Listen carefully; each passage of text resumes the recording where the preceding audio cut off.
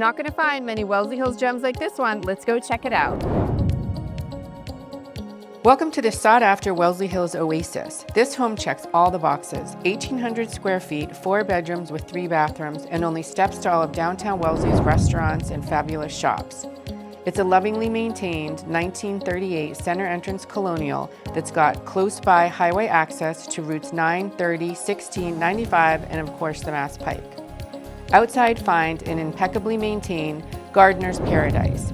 It's got a full gazebo, garden trellis, new granite pavers, and exotic fruit trees throughout.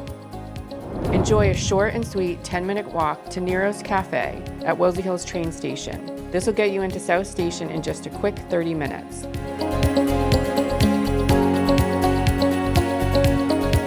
If you're looking to get into Wellesley Hills for under $1.6 million, this might be the house for you.